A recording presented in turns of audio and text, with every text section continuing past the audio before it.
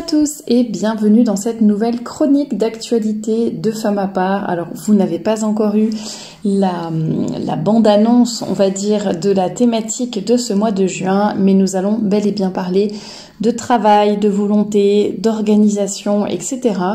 Et donc j'ai décidé de reprendre un peu une chronique d'actualité pour ce mois de juin et celle-ci portera bien évidemment sur la thématique du travail.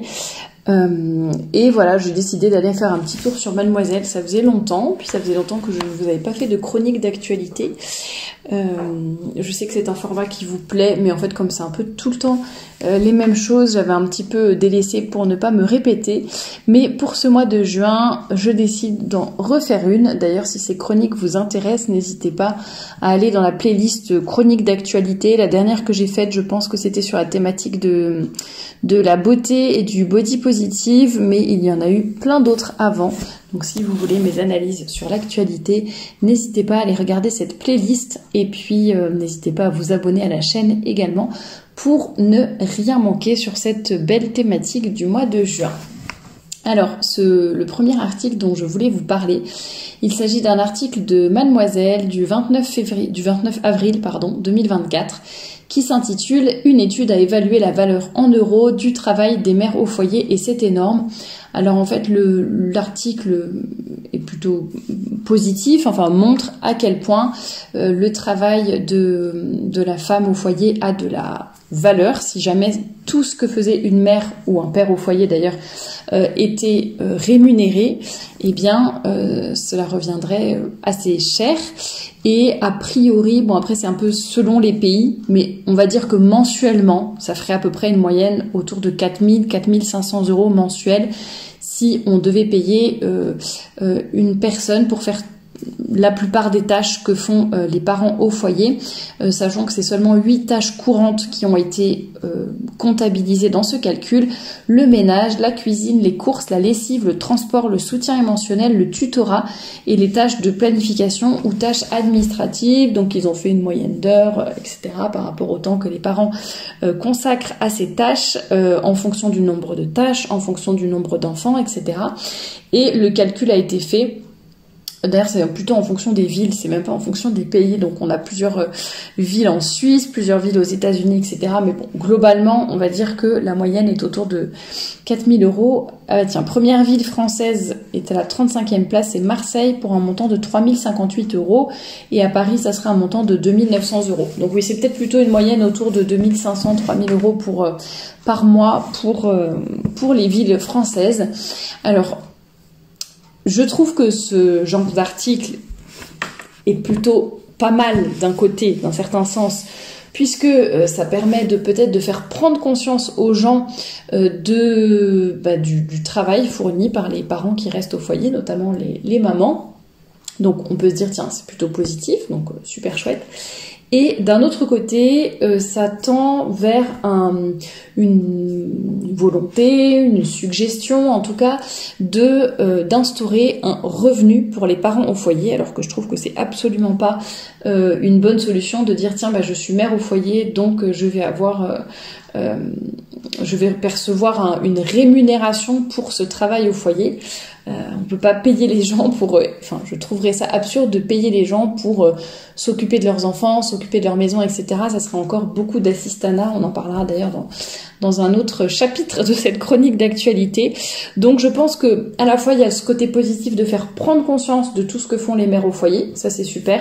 Et d'un autre côté, il y a quand même des limites, et la première que je viens d'évoquer, et la deuxième limite, c'est aussi, je trouve, mais dites-moi ce que vous en pensez en commentaire, c'est le fait de réduire la valeur des choses à leur valeur financière. C'est-à-dire que, le fait de faire ci ou de faire ça, de faire le ménage, une femme de ménage, ça coûte tant d'argent, faire du tutorat, l'aide aux devoirs, etc., ça coûterait tant d'argent. Donc voilà, mettre uniquement une valeur financière en face de tout ce que fait une mère au foyer. Je trouve que ça a ses limites également, puisqu'il y a des choses en fait, ça va bien. La valeur d'une femme au foyer va bien au-delà du salaire qu'elle pourrait percevoir si tant est que toutes les tâches qu'elle faisait étaient rémunérées. Vous voyez, je trouve que finalement, une femme ou un homme au foyer, mais une femme au foyer a énormément plus a une valeur ajoutée en tant que telle, et qu'elle soit rémunérée ou pas rémunérée, et qu'on puisse trouver l'équivalent dans certains métiers actuels ou pas. Et le fait de s'occuper de ses enfants, c'est pour le bien-être de son enfant, ça je pense pas qu'on puisse le quantifier, son bien-être, son bon développement, sa bonne éducation, le fait qu'il va être aussi stimulé intellectuellement, le fait que l'éducation en fait de façon très générale qui va donner après des futurs citoyens à la société, donc évidemment c'est très important.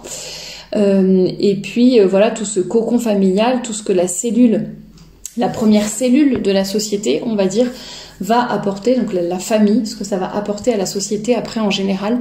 J'ai fait des conférences récemment sur justement un peu sur la famille, la place de la femme dans la société, le rôle individuel et le rôle collectif, le bien individuel et le bien commun, etc. Donc n'hésitez pas à vous y reporter si ces sujets-là vous intéressent. Je trouve qu'il faut toujours voir les choses avec plus de recul, voir, le mot me vient en anglais, mais voir voir les choses d'un peu plus loin, et arrêter d'être tourné, voyez, vers son nombril, et réduire les choses à de l'argent, etc. Et ne pas réduire les choses uniquement à des choses qui peuvent se comptabiliser financièrement. Voilà, tout simplement. Mais bon, ceci étant dit, c'est sympathique d'avoir ce genre d'études et de se dire, rien que pour les gens qui diraient, tiens, t'es mère au foyer, tu fais rien. Bon, voilà, ça peut leur fermer leur clapet ça peut fermer le clapet des personnes qui pensent que quand on est mère au foyer, on ne fait rien, on s'ennuie, on est une charge pour son mari, ou pour la société, alors que non, puisqu'on est en train d'effectuer un certain nombre de tâches qui, au contraire, apportent une énorme plus-value à la société. Donc, je parle pas que financièrement, bien sûr. Mais voilà, donc c'est sympathique, mais ça a certaines limites. Dites-moi ce que vous en pensez en commentaire et ce que vous en auriez dit. Je vous disais justement précédemment que je trouvais que ça faisait un peu assistanat. C'est un peu la même chose pour ce deuxième sujet qui est celui du congé menstruel. Il me semble que j'en avais déjà parlé dans une autre chronique, mais donc vous n'êtes pas sans savoir que vers le mois de février, je crois, une proposition de loi avait été faite en France pour adopter finalement la possibilité d'un congé menstruel pour les femmes. Donc pour ceux qui ne sont pas au courant de la signification de cette loi, c'était tout simplement pour permettre aux femmes qui avaient des règles douloureuses ou qui souffraient d'endométriose et qui, au début de leur cycle, donc au moment de leurs règles, avaient des douleurs assez importantes et handicapantes, les empêchant d'aller au travail, ou même en télétravail, les empêchant de travailler depuis chez elles. À cause de ces douleurs, il y avait une proposition de loi pour tout simplement faciliter ce congé menstruel qui serait plus ou moins automatiquement donné aux femmes qui en feraient la demande auprès de leur employeur. Et donc ça avait fait un énorme tollé puisque la proposition de loi avait été acceptée, je pense, en première instance, si je me souviens bien, mais quand elle était passée devant le Sénat, ça avait été rejeté. Et bien évidemment, les femmes s'étaient insurgées en disant « Ah bah tiens, le Sénat composé à majorité d'hommes, et ce sont eux qui décident pour le corps des femmes, finalement, ce sont eux qui prennent la décision, or qu'ils ne sont même pas concernés, et ils ne peuvent pas savoir ce que ça fait, n'est-ce pas, d'avoir mal et d'être empêchés d'aller au travail ». Alors déjà, au-delà du fait que je trouve que c'est une loi dont on pourrait facilement abuser et qui pourrait être difficilement mise en place, parce que où place-t-on le critère de dire à partir de telle échelle de douleur, je ne peux plus travailler. C'est toujours un petit peu délicat, c'est comme les arrêts maladie. Et la mise en place pour moi serait assez compliquée. Et encore une fois, les femmes veulent être l'égale des hommes. Elles disent qu'on est tous exactement pareils, qu'il n'y a aucune différence entre les hommes et les femmes. Par contre, quand ça les arrange, elles mettent en avant ces différences et elles sont incapables de dire bah non, on doit être capable d'être aussi rentable entre guillemets qu'un homme et faire le même travail. Donc c'est un peu, je trouve, une proposition hypocrite et en tout cas une demande féministe que je trouve vraiment très hypocrite quand on voit leur état d'esprit et toutes leurs autres revendications et toute leur idéologie finalement, qui est de dire qu'en gros on est tous pareils sauf quand ça nous arrange, là on est peut-être un peu différentes et on a peut-être besoin d'un traitement de faveur, vous voyez. Donc ça je trouve que c'est assez exagéré. Et puis voilà, c'est vraiment encore une fois les femmes qui se victimisent. Alors je sais qu'il y a évidemment beaucoup de femmes qui ont de vraies douleurs et qui c'est effectivement un handicap. Et c'est là que je pense que la discussion je ne nie pas ces douleurs, mais je pense que la discussion devrait se faire sur un autre tableau presque, et de dire voilà, est-ce que le monde du travail est réellement adapté aux femmes? J'en avais parlé aussi dans un podcast quand je vous parlais du cycle et du fait que voilà, la femme n'avait pas la même forme au-delà de douleur, sans même parler de douleur physique. La femme fonctionne d'une façon cyclique et donc elle n'est pas du tout en même état, dans la même forme selon les moments du mois. Il y a des moments où on est très créative, il y a des moments où on a envie d'être et besoin d'être dans notre bulle, il y a des moments où on a justement c'est l'encéphalogramme plat et on n'a aucune envie de faire quoi que ce soit, et c'est pas au-delà de l'envie, c'est aussi que voilà, vraiment notre cerveau est au ralenti et nos hormones font que on est beaucoup moins productive, les horaires ne sont pas forcément adaptés, le rythme de travail non plus, que ce soit par rapport à notre cycle, à nos besoins, à la maternité et à plein d'autres choses. Donc en fait c'est une réflexion beaucoup plus globale qui devrait être faite sur le monde du travail. Encore une fois, les féministes ont voulu avoir exactement la même chose que les hommes et finalement ça les dessert. Ça me fait un petit peu penser à la lutte pour la pilule. Tout le monde a vu ça comme une libération, tout le monde a trouvé ça génial, les femmes en premier parce qu'elles pouvaient avoir une vie aussi débridée qu'elles le voulaient sans aucune conséquence, et au début ça a été vu comme une libération, et je pense qu'il y a très très peu de femmes et en tout cas très peu de féministes qui s'y sont opposées, bien au contraire.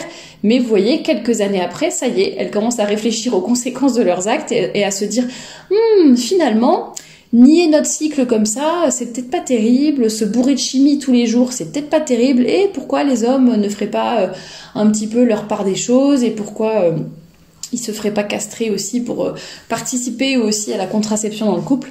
Bref, donc vous voyez, c'est un peu, on veut tout, on demande tout comme des hystériques, comme des enfants qui ne réfléchissent pas, et après finalement, on va peut-être réfléchir aux conséquences de nos actes, ou au fait que finalement, on s'est mal positionné, on a voulu copier les hommes, et ça n'est pas une solution viable sur le long terme.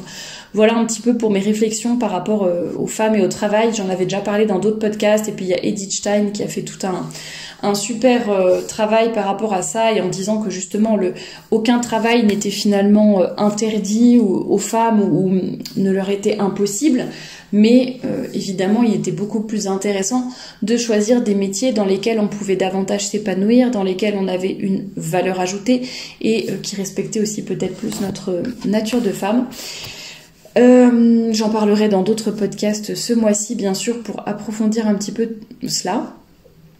Troisième et avant-dernier article de Mademoiselle que j'ai du blog, c'est un blog, je dis Mademoiselle en pensant que vous connaissez, mais c'est un blog, et donc troisième article qui s'intitule « Épuisée par le sexisme dans mon job, j'ai tout plaqué pour créer ma boîte ». Alors bien sûr, j'ai voulu aller voir le sexisme dont cette personne était victime. Alors en fait, il s'agit de discrimination positive. Alors c'est ça qui m'a fait rire, puisque donc c'est une fille qui travaille dans l'immobilier, etc. Et donc son employeur lui a fait comprendre que en fait c'est parce que c'est une femme qu'elle a été embauchée. Et elle le dit elle-même, discrimination positive, elle en parle. Et ce qui me semble assez drôle déjà, c'est ça avait l'air de la choquer et de l'embêter, alors que c'est exactement ce que toutes les féministes demandent. Elles demandent à ce qu'il y ait des quotas, à ce qu'il y ait exactement le même nombre d'hommes et le même nombre de femmes dans tel et tel domaine, dans telle et telle institution, et qu'il y ait autant de femmes que d'hommes ingénieurs, autant de femmes que d'hommes sages-femmes ou infirmiers, etc. Et par contre, contre, donc ça ne leur pose pas de problème d'exiger des quotas et de vouloir faire ainsi. Par contre, quand elles sont, entre guillemets, victimes de ces quotas ou de cette discrimination positive, comme elles disent, ah là ça pose problème parce que quand même c'est à cause de mon genre que j'ai été embauchée, etc., etc. Et le souci de la parité finalement n'était pas. Donc là, elle trouve que c'est pas génial. Alors que, en général, les féministes aiment ce genre de quotas et le fait qu'on embauche autant de femmes que d'hommes. Et par contre, elle disait, voilà, en revanche, les hôtesses d'accueil, les secrétaires, etc., les assistantes de direction étaient quasiment toutes des femmes. Donc la discrimination est là également. Encore une fois, j'en reparlerai, mais c'est peut-être pas à cause de discrimination que ces femmes occupent ces postes, c'est peut-être parce que ça les intéresse davantage par rapport à d'autres métiers, tout simplement. Et puis, alors, qu'est-ce qu'elle raconte également dans son... Alors, ce que je trouve un petit peu bizarre, c'est qu'elle dit, bon, évidemment, j'ai été payée environ 20% de moins que mes homologues masculins, à objectifs égaux et formation universitaire supérieure. Alors, je suis assez étonnée de ce chiffre. Je ne sais pas si elle le sort comme si elle avait vraiment vu les fiches de paye, etc., des autres pour pouvoir comparer, ou si elle le sort parce qu'on dit toujours que les femmes sont payées 20% de moins que les hommes. Bon, ce qui est un chiffre faux, évidemment, ça a été démontré 10 000 fois, mais voilà, bon, ça m'a un petit peu étonnée.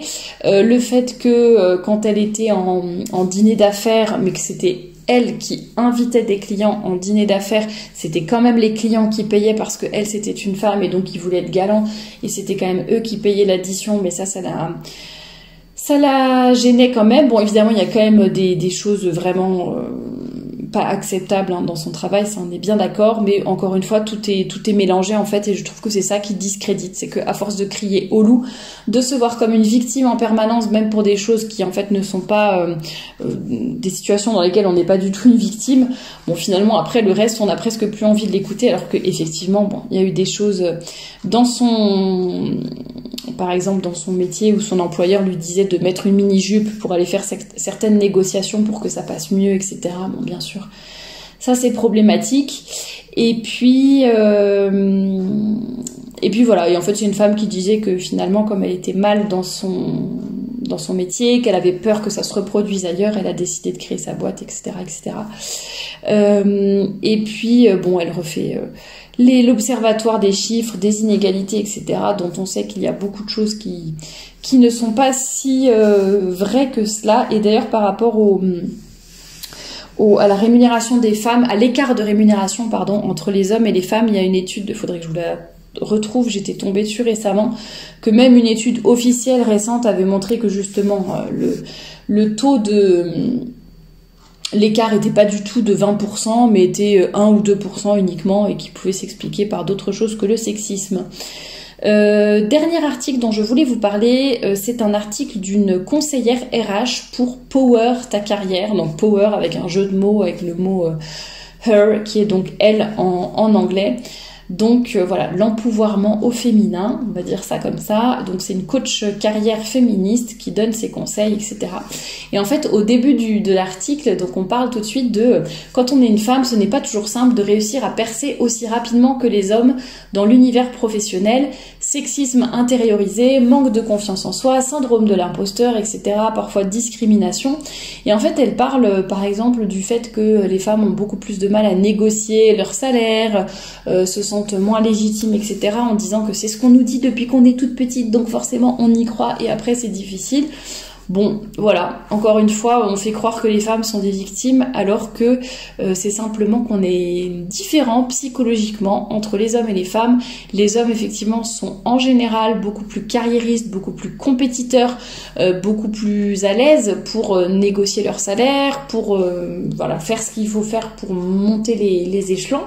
Alors que les femmes, c'est des choses qui les intéressent moins. Elles sont moins dans le conflit, entre guillemets, enfin conflit au sens large, dans la compétition. Elles ont beaucoup plus de mal à se positionner, mais pour négocier des salaires ou autres. Mais c'est comme ça, et c'est la psychologie qui est différente, on va dire. Alors, je ne dis pas qu'on ne doit pas lutter contre ça. Je trouve ça très intéressant de dire justement il faut apprendre aux femmes à négocier, à négocier leur salaire, à celles qui veulent faire une carrière ou je ne sais quoi, ou monter les échelons, leur apprendre justement les attitudes qu'il faut avoir et qu'elles prennent sur elles parce qu'elles savent que telle ou telle chose, justement, c'est difficile pour elles ou ça leur fait défaut, donc ça va leur demander peut-être plus de travail sur elles, mais arrêtez de dire que c'est parce que c'est à cause de la société, c'est à cause de notre éducation. Non, c'est une psychologie qui est totalement différente. Je viens de terminer d'ailleurs un bouquin là-dessus qui s'intitule Pourquoi les hommes n'écoutent jamais rien et les femmes ne savent pas lire les cartes routières. Et justement, dans ce livre, il y a toutes les études, toutes les expériences, tout ce qu'on veut, parce qu'on dit toujours, ah oui, les études, faut les citer, machin. Alors moi, je connais jamais les études de tête, mais il en existe suffisamment pour que vous trouviez les références sur Internet. Et dans ce livre, justement, il y en a beaucoup. Et qui nous explique toutes les différences physiques, psychologiques, etc. Entre les hommes et les femmes, et de dire que c'est pas grave et que c'est pas mauvais et que c'est pas dramatique. Il faut les connaître pour déjà mieux se comprendre et mieux communiquer entre les hommes et les femmes, et aussi pour savoir que moi je sais que avec mon éducation, mon tempérament, le fait que je sois une femme, ma psychologie, etc., je vais avoir plus de difficultés dans tel domaine. Bon, là il parlait notamment par exemple dans ce livre de tout ce qui était repères spatiaux. C'est pour ça que souvent les femmes ont du mal à faire les créneaux. Je dis bien souvent, en général, etc. Bon, les grandes tendances. Alors que les hommes ont plus de facilité, et on n'a pas ni les mêmes repères, ni les mêmes facilités, c'est pas les mêmes endroits du cerveau qui sont sollicités, etc. Bref, c'est beaucoup plus facile pour les hommes que pour les femmes, et dans ce chapitre du livre, les auteurs nous disaient que c'est pas une fatalité, on peut travailler dessus, on peut essayer de s'améliorer. Après, il y a quand même un côté où ça restera plus difficile pour nous, mais on peut toujours s'entraîner, essayer de faire mieux, etc. Mais c'est pas une raison pour se voir comme moins bien, ou comme je suis moins valable, ou je ne sais quoi. Il faut accepter ces différences et essayer justement quand on connaît un peu nos limites, nos faiblesses, les points qui sont un peu plus difficiles pour nous, et au contraire, il y a des choses qui sont beaucoup plus faciles et beaucoup plus évidentes pour nous que pour les hommes, et donc justement jouons sur nos points forts, essayons d'améliorer nos faiblesses plutôt que de nous voir en permanence comme des victimes du sexisme et de la société, et ça nous mènera beaucoup plus loin. Voilà pour les petites réflexions que je pouvais vous faire par rapport à l'actualité. Vous voyez, je suis vraiment allée, quand je fais mes chroniques d'actualité, je vais sur des sites comme ça un petit peu lambda, et j'essaie de voir quelle est la vision des femmes au travail, parce que c'était la thématique de ce mois-ci, puis j'essaye de voir sous quel angle c'est traité, de qu'est-ce qu'on voit en général sur ces sites-là, quelle est la vision qui est donnée, et ça permet un peu ensuite d'analyser, d'essayer de prendre du recul par rapport à toutes ces choses. N'hésitez pas à me dire ce que vous en avez pensé, ou vos propres analyses en commentaire, et je vous dis à très bientôt pour un nouveau podcast sur cette thématique du mois de juin.